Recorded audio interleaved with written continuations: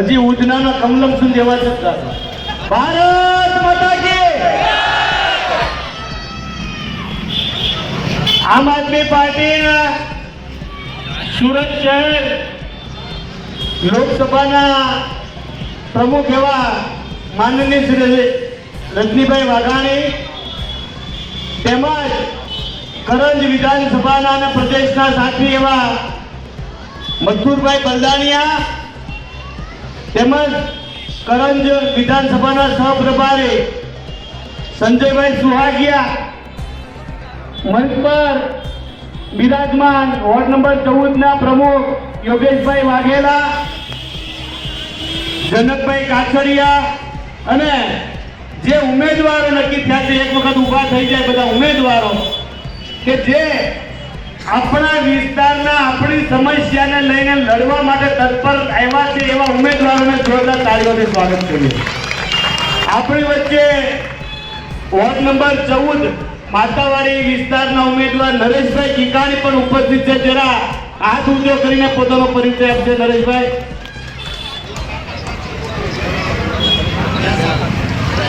આમ આદમી પાર્ટી થી સૌ કોઈ પરિચિત છે.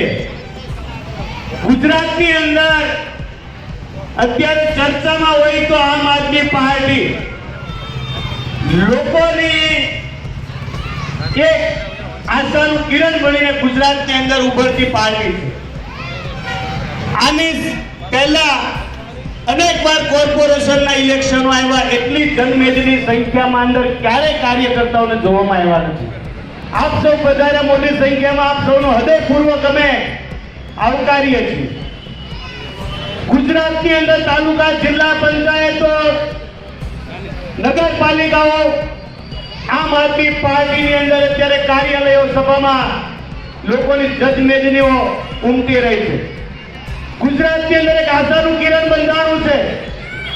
ગુજરાત મોંઘવારીથી પીડાઈ રહ્યું છે, ભ્રષ્ટાચારથી ખતબદી રહ્યું છે. અવાજ ઉઠાવનારને ખાકી પોલીસનો ડર બતાવવામાં આવે છે.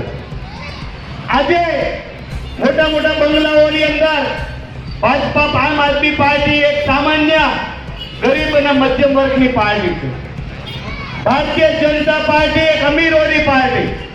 આ બે વચ્ચે ખૂબ મોટી ખાઈ છે. સરકારની અપેક્ષાઓ કોને હોય? સામાન્ય અને મધ્યમ વર્ગના લોકોને. સરકાર સારી હોય તો આપણું જાહેર જીવન, આપણું ઘર સંસાર એક કેવી રાહતની અંદર મળે.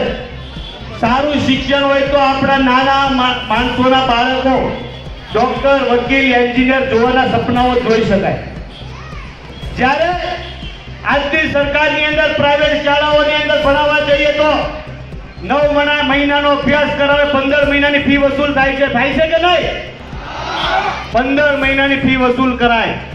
બાળકોને ઇમોશનલ કરવામાં આવે, ફી નહીં ભરી તો પરીક્ષામાં બેસાડવા દેવામાં નહીં આવે. લોકો વચ્ચે બાળકને ઉભો કરે. લાચાર બાળક ઘરે આવીને મા બાપને કહી શકતો નથી. પરિસ્થિતિ, લોકો બેરોજગાર છે. મકાનોના હપ્તા ભરવા, લાઇટ બિલો ભરવા, વેરાઓ ભરવા કે એક નાનું એવું દવાખાનું આવ્યું હોય એને ઉછીના લીધા હોય એને આપવા. ખૂબ કપરી પરિસ્થિતિની અંદર આજે ગુજરાત પસાર થઈ રહ્યું છે. રાજનીતિ તો પાર્ટીઓ આવે જાય, ચૂંટણીઓ આવે ને જાય, પણ 5 વર્ષે લોકશાહીને આપણે અધિકાર આપવામાં આવ્યો છે ને એ અધિકારનો ભરપૂર ઉપયોગ કરજો, નહીતર ખૂણો મળવાનો નથી રોવા માટે. એક આપણા વિસ્તારની અંદર કરંજ વિધાનસભાની અંદર આરોગ્ય કેન્દ્ર છે. શુક્રવારે ડોક્ટર આવે, ચામડીના ડોક્ટર, અને ખૂબ મોટી લાઈનો હોય છે. આમાંથી બધા ક્યાં છે? ખૂબ મોટી લાઈનો હોય, વ્યવસ્થા ના હોય, પંખા ચાલુ ના હોય, પટ્ટાવાળો ધમકી આવે સવારમાં 6 વાગે આવી જવું નહીં તો ડોક્ટર મળશે નહીં. સામાન્ય આધાર કાર્ડના સુધારા માટે જઈએ, લાઈનમાં ઉભા રાખવામાં આવે. આરોગ્યની હોસ્પિટલમાં જાય, લાઈનમાં ઉભા રાખવામાં આવે. દરેક જગ્યાએ લાઈનમાં ઉભા રહેવા કરતા આ વખતે એવી લાઈન બનાવો આમ આદમી પાર્ટીની મતદાનમાં કે કાયમિક લાઈનમાં ઉભા રહેવાનું જ બંધ થઈ જાય. કરવું છે ને? લાઈનો બંધ કરી દેવી છે. અધિકારી તમારા ઘરે આવીને સુધારણા કરવામાં આવે એવી પરિસ્થિતિનું નિર્માણ થાય. આમ આદમી પાર્ટીની કોર્પોરેશન બને, અધિકારી તમારા ઘરે આવે, મતદાર યાદી સુધારણા જેમ હોય એવી રીતના આધાર કાર્ડ સુધારણા માટે આવે, તમારા રેશન કાર્ડની અંદર રાશન દેવાનું હોય તો ઘરે કીટ આવે, માંગવા જવાનું નહીં ઠેલા લઈને. આવી એક વ્યવસ્થા થાય. વેરા બિલોમાં રાહત થાય. સ્માર્ટ મીટર હમણાં થોડોક સમય માટે રોકવામાં આવ્યા છે. જો ફરીથી આ કમળ ખીલ્યું તો સ્માર્ટ મીટર લગાવવામાં આવે. સ્માર્ટ મીટર આવે તો કેવી પરિસ્થિતિ થાય. મોબાઈલની અંદર પહેલા રિચાર્જ કરો એવી રીતે પહેલા તમારે રિચાર્જ કરવાનું, જ્યારે લાઇટ પડશે ઘરનો લેમ્પ, ગમે એટલું લાઇટ બિલ આવે ફરિયાદ કરવા જવાનું કોને? આજે મોબાઈલની અંદર નેટવર્ક ન આવે તો કોને ફરિયાદ કરવા જાવ? કોઈને નહીં. 5G ના રૂપિયા લે, 2G આવે ઘણી જગ્યાએ, છતાં ફરિયાદ ના થાય. એવી રીતે આ સ્માર્ટ મીટરમાં પણ ફરિયાદ નહીં થાય. એક સારી કોર્પોરેશન બને, સુરતની તસવીર અને તાસીર બદલી શકાય. ખૂબ સારી શાળાઓ બનાવી શકાય. ત્યાં દિલ્હી અને પંજાબની અંદર હોય, સ્વિમિંગ પુલ હોય, કમ્પ્યુટર હોય, એસી હોય, નાના માણસોના બાળકો વકીલ, ડોક્ટર અને એન્જિનિયર બનવાના સપનાઓ જોઈ શકે. અત્યારે તો સારા માણસોના બાળકો પણ કેનેડા, લંડન, યુકે, અમેરિકા ભણવા જતા રહ્યા. હુકમ વ્યવસ્થા નથી. આપણા દેશ પાસે યુવાઓની કોઈ વ્યવસ્થા નથી.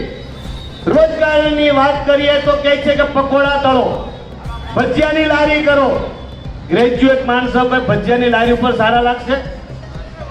આજે બાળકો દિવસ રાત પોતાના અભ્યાસ માટે આખું ફોડી રહ્યા હોય અને કાચની બાટલી જેવા ચશ્મા આવી જાય. 12 મહિને પરીક્ષા આવે, આશાનું કિરણ લઈને શાળામાં જાય, કોલેજમાં જાય,